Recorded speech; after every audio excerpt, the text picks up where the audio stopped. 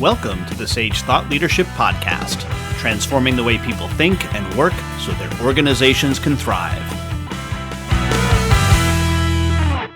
Well, hi, everyone, and welcome to our podcast. I'm Ed Kless, and with me today is MaryBeth Hyland.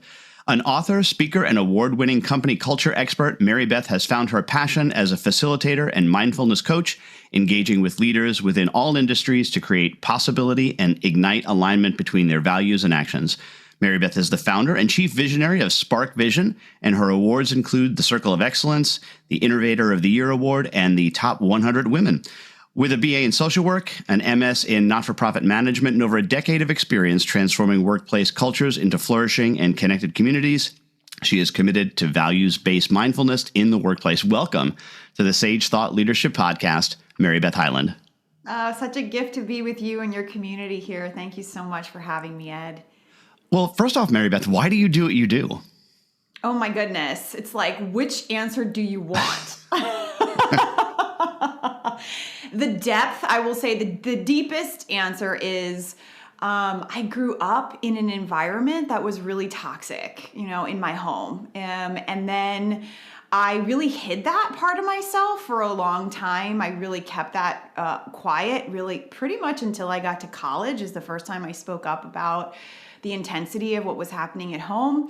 And then I found that when I went into the workplace, the same types of dynamics were being played out. I mean, it was different, right? Like it wasn't exactly the same, but the same ways of people manipulating and controlling and being deceitful and being toxic and creating energetic experiences that made you feel like you weren't worthy or valuable or had a reason to be there.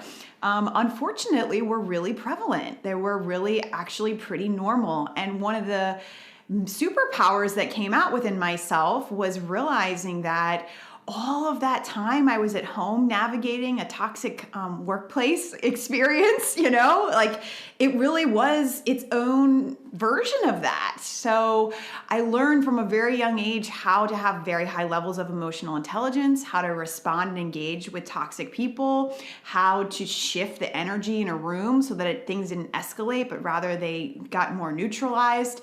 And those were skills that I always was ashamed of. Those were things I hid about myself. And then I started to learn very quickly when I was working within the last company I worked for, that this was a superpower to be able to help people through these experiences and create cultures that were counter to the normal environment within the organization, and how empowering and purpose igniting and aliveness and energetic, people experience as a result of that, and realize, more people need this kind of support. And I have that. I can now own that as a gift and not a burden.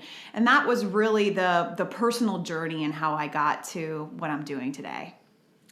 And MaryBeth, we are on what is hopefully the tail end of a global pandemic. You may have heard of this thing called COVID-19. Not sure if that's crossed your radar yet. But one of the things that's happening now within many organizations is transitioning back to the office. And I think it's a huge challenge in light of the fact that we also have, at the same time, the Great Resignation happening. So talk a little bit about the potential of the interaction between those two things and what you think that leaders can do to really help people make that transition. Yeah, it's so interesting because there's two phrases that are coming up a lot right now. One is the Great Resignation, which is what the employers are referring to it as. And employees are often referring to it as the Great Awakening. And so it's just the same exact experience, two different perspectives. I tend to go with the Great Awakening.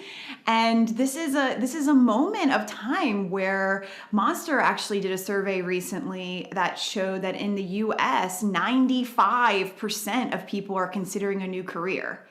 I mean, that is just like mind-blowing, right? Not necessarily that they're going to leave, right? But that they're considering it. They're in this place of shift and change. And having these nearly 2 years now of being, whether you're on lockdown or you're just distancing, or maybe you've gotten back to some sense of what it was before, wherever you are on that journey, this time has been a huge moment of being able to go within and say, I'm okay with this and I'm not okay with that.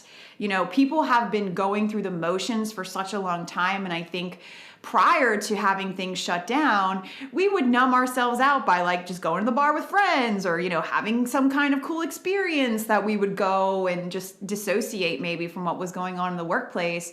And we're not there anymore. It's not as readily accessible to us. We can't just release that kind of stuff and move on in the same way because we're with it. We're present to it in a bigger way. And so there is an amazing opportunity for both the individuals who are realizing like, oh, wow, I want these kinds of things in my life, which means I need to go somewhere else, whether that's a different career choice or just a different culture.